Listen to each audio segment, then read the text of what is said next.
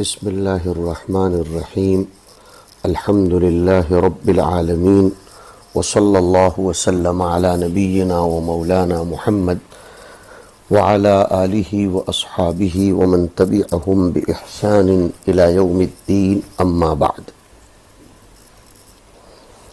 یہ ہمارے درس جلالین کی آن لائن 97 نمبر کی قسط ہے، روزوں سے متعلق احکام اور گفتگو چل رہی ہے۔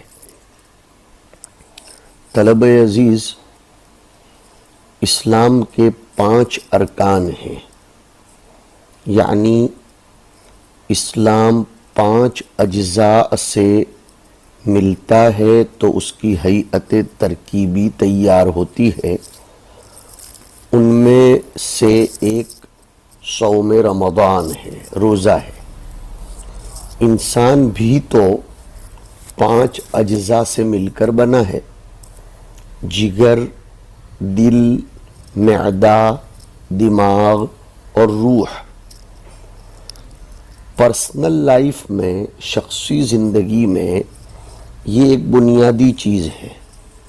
بس اسی طرح ملی زندگی میں یعنی اسلام میں بھی بنیادی چیز کلمہ شہادت ہے، جیسے شخصی زندگی میں روح ایک بنیادی چیز ہے۔ تو شخصی زندگی کی بنیاد روح پر ہے، ملی زندگی کی بنیاد کلمہ شہادت پر ہے۔ اسلام سے پہلے صوم کا مطلب و معنی صرف بندش اور روکنے کا تھا۔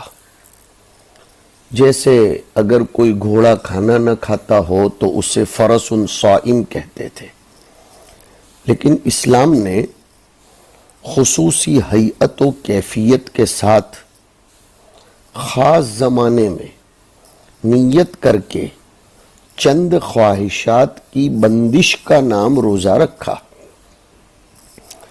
روزہ ایک ایسا عمل ہے جو ہمارے اندر کی ایمانی مشینری کو گرم کرتا ہے، روحانی طاقتوں کو وہ مضبوط کرتا ہے اور حیوانی طاقت کو مغلوب کرتا ہے۔ روزے کا ایک تو محرک ہے اور دوسرا اس کا ثمرہ اور نتیجہ ہے۔ آیات کریمہ جو ہمارے سامنے ہیں، اس سے دونوں چیزوں کا پتہ چلتا ہے۔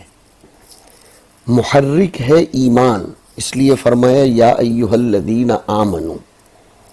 یہ یا ایھا الذین آمنو سے خطاب یہ روزے پر انسان کو ابھارتا ہے، اور عمل کے لیے حقیقت میں محرک ہونا بہت ضروری ہے، اور لعلکم تتقون یہ اس کا نتیجہ ہے۔ دیکھو، کسان ہل جوتتا ہے، بیج ڈالتا ہے، یہ مسلسل جو عمل ہے وہ اس یقین کی وجہ سے ہے کہ فائدہ حاصل ہوگا، پودے، فصل تیار ہوگی۔ کائنات کی ہر قربانی اور محنت کا سبب ایک یقین ہوتا ہے جو اس عمل کے نتائج کے بارے میں انسان کے اندر موجود ہوتا ہے۔ اسی طرح کسی کام کا محرک کبھی کبھی حکم حاکم بھی ہوتا ہے۔ رعایا حاکم اعلیٰ کے حکم پر چلتی ہے، تو حاکم بھی تو ایک چیز ہے، اور حکم حاکم یہ بھی ایک محرک ہے۔ حکم نہ ماننے پر پھر آدمی باغی سمجھا جاتا ہے۔ حکومتیں 2 طریقوں سے اپنے احکام نافذ کرتی ہے، صادر کرتی ہے، تحریراً اور تقریراً۔ روزے کا دوسرا محرک قرآن نے حکم حاکم بتایا۔ پہلے یا ایھا الذین آمنو ایک محرک بتایا، دوسرا محرک کتب علیکم الصیام کہہ کر بتایا کہ تم پر روزوں کی فرضیت لکھ دی گئی۔ سرکاری گیزٹ میں اس کا اندراج ہوا ہے، تحریری آرڈر ہے، اور آپ جانتے ہیں کہ تحریری آرڈر یہ اورلی اور زبانی آرڈر سے زیادہ مؤکد، موثق اور سخت اور قابل عمل ہوتا ہے۔ پھر یہ بھی جانو کہ حکم کی دو اقسام ہیں، ایک حکم خصوصی اور ایک عمومی۔ حکم خصوصی تو وہ ہے جو کسی ضلع یا صوبہ یا کسی مخصوص منطقہ کے لیے ہو، اور حکم عمومی وہ ہوتا ہے جو انٹرنیشنل اور بین الاقوامی ہو۔ روزے کے متعلق یہ فرما دیا کہ یہ انٹرنیشنل اور بین الاقوامی لا اینڈ آرڈر ہے، اس لیے کہ فرمایا کما کتب علی الذین من قبلکم، اور جیسے میں نے ذکر کیا کہ اس کے آگے ثمرہ اور نتیجہ ہے کہ لعلکم تتقون۔ اور سنو، ایک ہوتی ہے تعمیر فرد اور ایک ہوتی ہے تعمیر ملت۔ ایک مشین اسی وقت اس کا کام کرے گی جب اس کا ہر پرزہ ٹھیک ٹھاک ہو اور پوری مشین کا ہر ایک پرزہ اس کی اصل جگہ پر فٹ بھی کیا گیا ہو۔ اسلام ایک اجتماعی نظام ہے اور ہر مسلمان اس اجتماعی نظام و سسٹم کا ایک پرزہ ہے۔ ملت کی اصلاح کرنی ہے تو پہلے فرد کی تعمیر ضروری ہوتی ہے تاکہ وہ فرد ملی نظام کے لیے درست پرزہ ثابت ہو سکے۔ اس کے بعد پھر ملی نظام کا نمبر آئے گا کہ ہر شخص کو ٹھیک ٹھیک جگہ پر ملت میں فٹ کیا جائے۔ اگر تنظیم اور سسٹم نہ ہو تو کام بگڑ جاتا ہے۔ مشرق و مغرب کے جتنے بھی ماہرین نفسیات ہیں، سائیکالوجی کے ایکسپرٹس ہیں، وہ سب اس بات پر متفق ہیں کہ انڈیویژلی ہر فرد کے اچھے اور کامل ہونے کے لیے بنیاد اس پر ہے کہ خواہشات پر اس کا کنٹرول ہو، وہ خواہشات کا غلام نہ ہو، لذتوں کا غلام وہ نہ ہو۔ لذت بذات مقصود نہیں ہے۔ روزانہ ہم دیکھتے ہیں کہ لذت سے مغلوب ہونا نقصان دیتا ہے اور اس پر قابو پا جانا یہ سود مند ہوتا ہے۔ آج دنیا میں کتنے لوگ بیمار ہوں گے؟ کورونا کی وجہ سے ہم دیکھتے ہیں کہ کئی لوگ بیمار ہیں، شفاہم اللہ و ایانا۔ ان بیماروں کو ڈاکٹروں نے کتنی چیزوں سے منع کیا ہوگا۔ اب اگر وہ پیشنٹ، مہاماری میں پھنسا ہوا وہ شخص، پینڈیمک کا شکار ہونے والا وہ شخص، وہ مریض اگر لذت کا محکوم ہو اور لذت اس پر کنٹرول کر لے، وہ لذت کا فالوور بن جائے، تو وہ پیشنٹ کی حالت بگڑ جائے گی، بلکہ وہ مر جائے گا۔ آج ہم سب دیکھتے ہیں کہ بڑی بڑی عدالتیں مجرموں کے لیے بنی ہیں۔ چور کہتا ہے مجھے چوری میں، ڈاکو کہتا ہے مجھے ڈاکہ زنی میں، زانی کہتا ہے مجھے زنا میں لذت ملتی ہے۔ تو اگر اپنی اپنی لذت کے مطابق ہر شخص کو زندگی گزارنے کی آزادی اور حریت ہو تو پھر یہ سب عدالتیں بیکار ہو جائیں گی، ختم ہو جائیں۔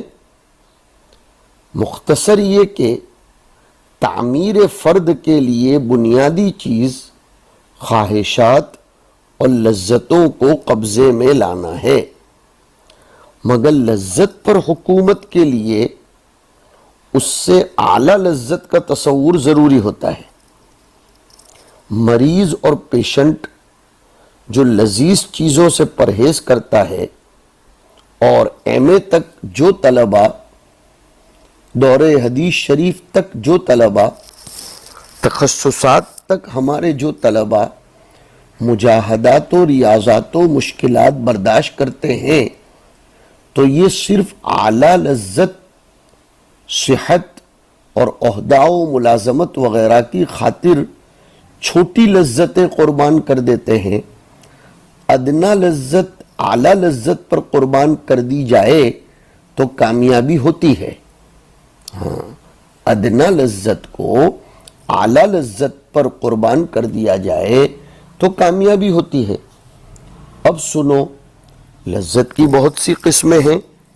لذت مادیہ، لذت حسیہ وجدان میں جو ہوتی ہے، لذت اخرویہ اور لذت الہیہ۔ مادی لذت وہ ہوتی ہے جو ہم آج کل دیکھتے ہیں کہ یورپین لوگوں کے تمام تعلیم و ترقی کا آخری نقطۂ نگاہ ہے۔ مادی لذت وہ ان کا مبلغ فکر ہے۔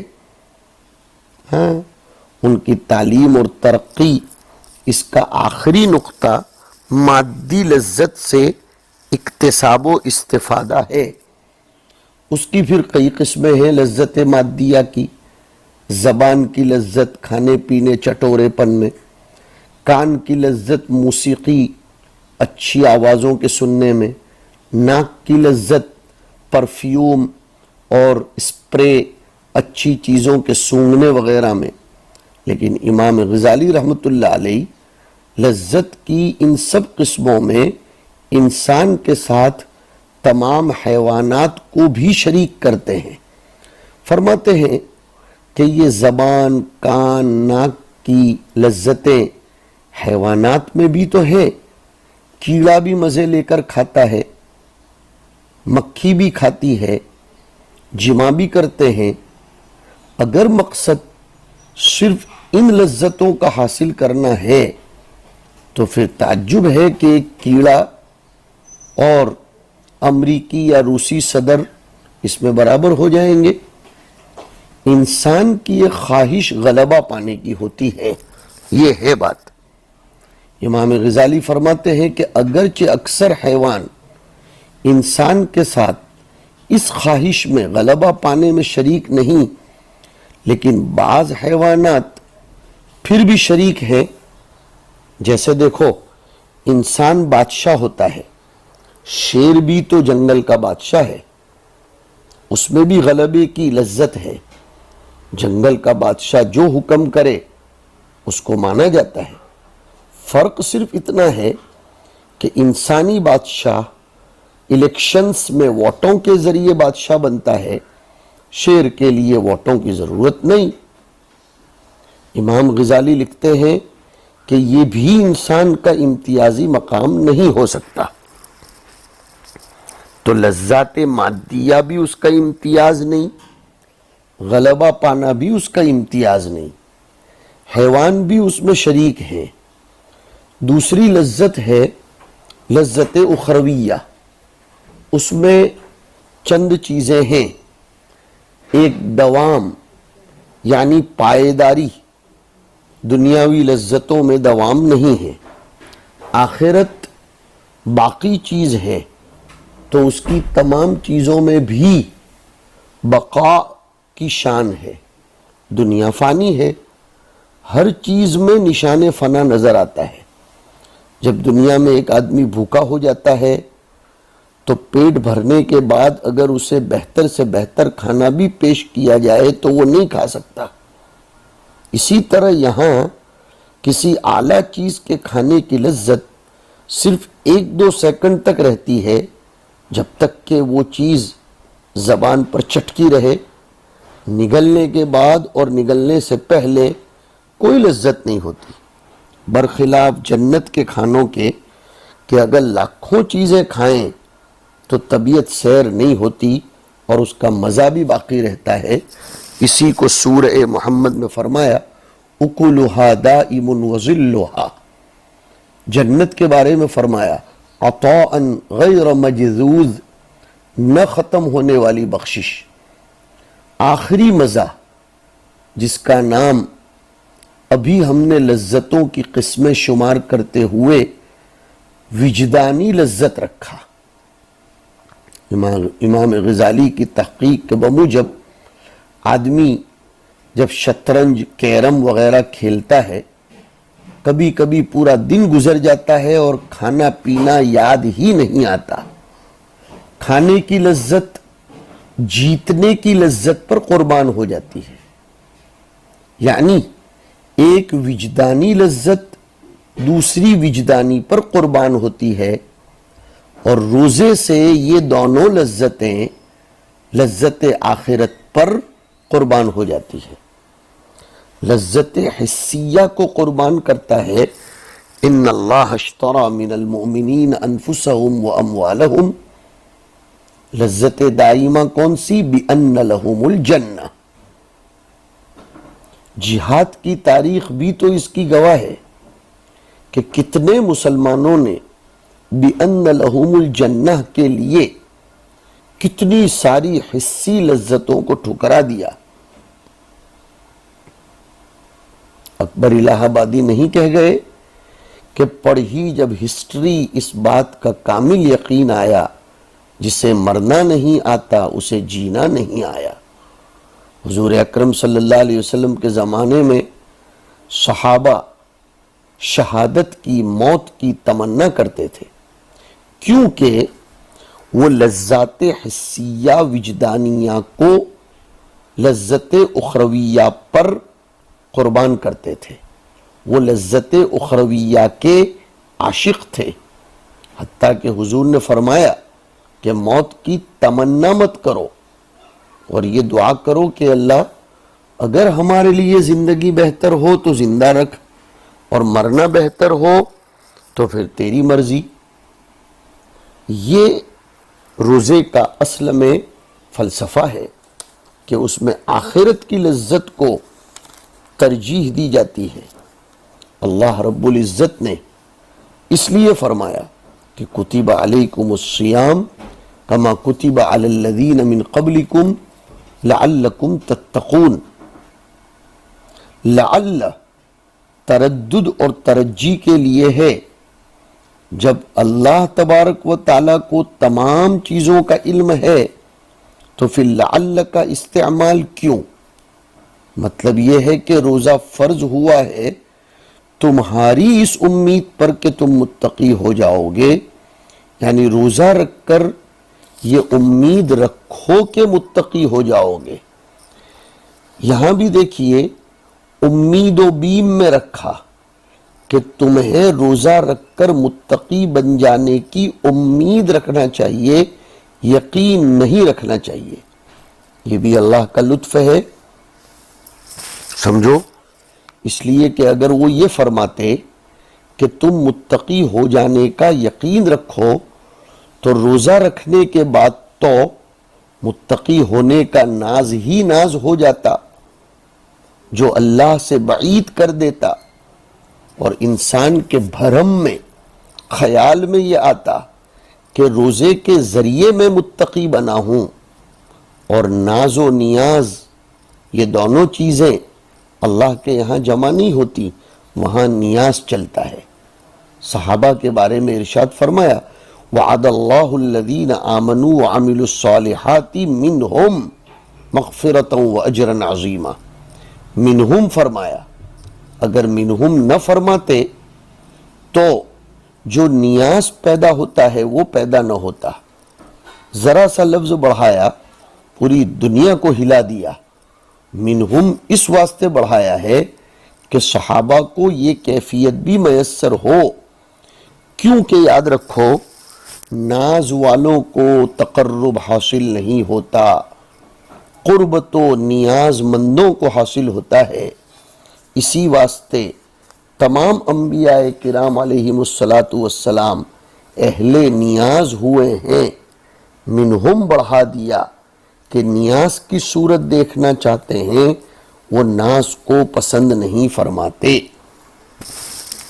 اور لعلکم تتقون کا مفعول محذوف کر دیا، یعنی لعلکم تتقون النار اس کا مفعول ہوگا، یا لعلکم تتقون المعاصی ہمارے مصنف نے مانا ہے، لیکن دونوں کا حاصل تو ایک ہی ہے، کیونکہ معاصی سے بچے گا تو نار سے بچے گا۔ معاصی سے، گناہوں سے بچ کر رہنا یہ اس کو نار سے بچائے گا۔ سوال یہ پیدا ہوتا ہے کہ گناہوں سے بچنے میں روزے کا کیا اثر؟ دیکھو، ڈاکٹر حضرات جانتے ہیں کہ چیزوں کی تاثیر دو طرح کی ہوتی ہے۔ کوئی چیز مؤثر بالکیف ہوتی ہے اور بعض چیزیں مؤثر بالخاصیت۔ بلکہ اگر یہ کہہ دیا جائے کہ تمام چیزیں مؤثر بالخاصیت ہی ہیں، اگر مؤثر بالکیفیت ہوتی تو ایک ہی درجے کی تمام چیزیں ایک ہی اثر کرتی، یعنی جو چیزیں پہلے درجے میں گرم ہیں ان سب کا ایک ہی اثر ہونا چاہیے تھا، اور جو دوسرے درجے میں سرد ہیں ان سب کا بھی ایک ہی اثر ہونا چاہیے، اور جو چیزیں تیسرے درجے میں خشک ہیں ان کا ایک اثر ہوتا، اور جو چوتھے درجے میں تر ہیں ان کا ایک اثر ہوتا ہے۔ جب ہم یہ دیکھتے ہیں کہ ایک ہی درجے کی چیزیں اثر میں مختلف ہو جاتی ہیں تو معلوم ہوا کہ ان کی تاثیر بالخاصیت ہے، اور یہ بات کوئی طب کے خلاف بھی تو نہیں، مسئلہ تو فلسفے کا ہے، اس میں کوئی امر خلاف لازم نہیں ہوتا۔ تو اب یہ سوال کہ معاصی سے بچنے میں روزے کو کیا دخل، یہ تو اس وقت ہوتا ہے جب ہم یہ کہیں کہ روزہ مؤثر بالکیفیت ہے، لیکن ہم تو کہتے ہیں یہ مؤثر بالخاصیت، تو اب سوال نہیں ہوگا۔ سمجھو کہ جس قدر عبادتوں کے آثار بیان کیے گئے ہیں، سب کے سب ان عبادات کے آثار بالخاصہ والخاصیت ہیں۔ لوگ رمضان سے پہلے چاہے کتنے ہی فسق و فجور میں مبتلا ہوں، لیکن رمضان میں ضرور کمی کر دیتے ہیں، نماز بھی پڑھتے ہیں، تلاوت بھی کرنے لگتے ہیں۔ جتنی دیر ان عبادات میں لگے رہتے ہیں معاصی سے بچتے ہیں کہ نہیں؟ لعلکم تتقون المعاصی۔ ایک جواب تو اس سوال کا یہ ہوا کہ معاصی سے بچنے میں روزے کا کیا اثر۔ دوسرا جواب، جس کی ایک مشہور تقریر حضرت اقدس تھانی نور اللہ مرقدہ کرتے ہیں، اور یہ بھی کہتے ہیں کہ اللہ نے ان کے قلب پر ایک بہترین تقریر ڈالی۔ مشہور تقریر تو انہوں نے امام غزالی کے حوالے سے لکھی کہ روزے سے قوت بہیمیہ گھٹ جاتی ہے، لذات و شہوات کو چھوڑتا ہے، اور یہی چیزیں گناہ کا باعث بنتی تھی۔ حضرت فرماتے ہیں، حضرت تھانوی، کہ میرے دل پر ایک تقریر وارد ہوئی، وہ یہ ہے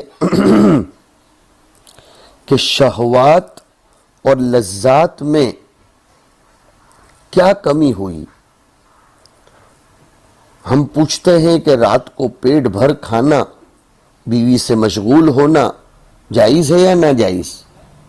اگر جائز ہے تو قوت بہیمیہ کچھ بھی نہیں گھٹی، کیونکہ رات کو بہت سے لوگ اس قدر کھا لیتے ہیں کہ ایک دن کیا 1.5 دن کی فرصت ہو جائے۔ اس تقریر کے مطابق تو روزے کا نفع جب ہوتا کہ دن کی طرح رات کو بھی منہ بند ہوتا، اور اگر ناجائز کہو تو نص کے خلاف ہے۔ نص تو کہتی ہے کہ رات میں کھا سکتے ہیں، تو اس پر ایک غبار ہے جس کے لیے بڑے بڑے لوگوں کو ایک نئی اور بے دلیل بات کا قائل ہونا پڑا، اور وہ یہ کہ رات کو بھی کم کھائے، کیونکہ اگر کمی نہ کی تو صوم کی غایت حاصل نہیں ہوگی۔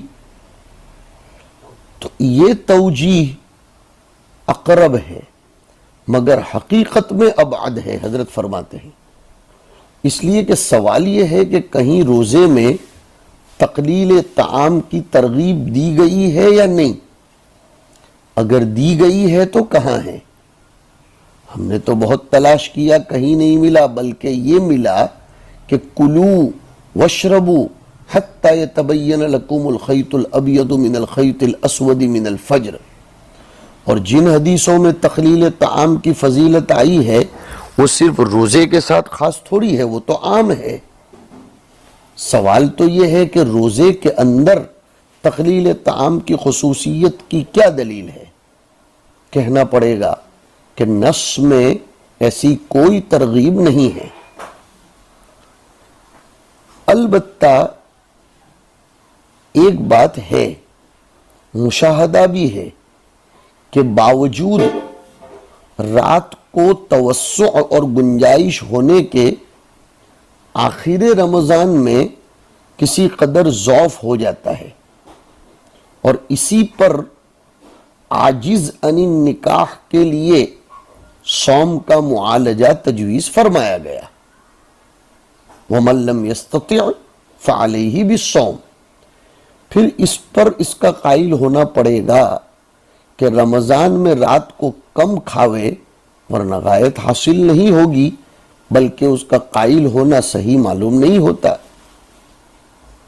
حضرت فرماتے ہیں کہ اللہ نے میرے قلب پر یہ تقریر وارد کی، اس میں ایک دوسرا مبنا بھی ہے کہ صوم کو گناہوں سے بچنے میں دخل دوسرے طریقے سے بھی ہے، وہ یہ کہ جس طرح شرک اور کفر سے بچانے کے لیے جگہ جگہ عذاب کا ذکر ہے، مگر اس شرک و کفر سے بچنے میں وقوع عذاب کو دخل نہیں، تصور عذاب کو دخل ہے کہ یہ سوچنا کہ عذاب ایسا ہوگا یہ سبب بن جاتا ہے، یہ تصور کفر اور شرک کے ترک کا۔ اسی طرح تصور کر لینا حقیقت صوم کا، اس کو بھی معاصی سے بچنے میں دخل ہے کہ میں صائم ہوں اور صوم کی حقیقت یہ ہے، بس حقیقت صوم کا تصور گناہوں سے بچنے میں مؤثر اور ایفیکٹیو ہوگا۔ صوم ایک ہیئت ہے جو معاصی سے روکتی ہے، صوم اس کی ہیئت کا تصور معاصی سے روکتا ہے۔ کسی کو عقل سلیم ہو تو روزے کی حقیقت میں غور کر لے کہ کیا ہے۔ روزے کی حقیقت ہے کہ نہ کھائے نہ پیے نہ بیوی سے مشغول ہو، اس سے یہ سمجھے گا کہ یہ چیزیں حلال تھیں، جب حرام کر دی گئیں تو جو چیزیں آلریڈی پہلے سے حرام ہیں ان کا تو کیا درجہ ہونا چاہیے۔ پھر یہ خیال کرے گا کہ غیرت کی بات ہے کہ جو چیزیں حلال تھیں انہیں تو میں چھوڑ رہا ہوں اور حرام ہیں ان میں مبتلا ہوں۔ یہ تصور جب کرے گا تو وہ معاصی سے باز آئے گا۔ اللہ تعالی حضرت کو خوب جزائے خیر دے، ان کی قبر کو نور سے منور فرمائے۔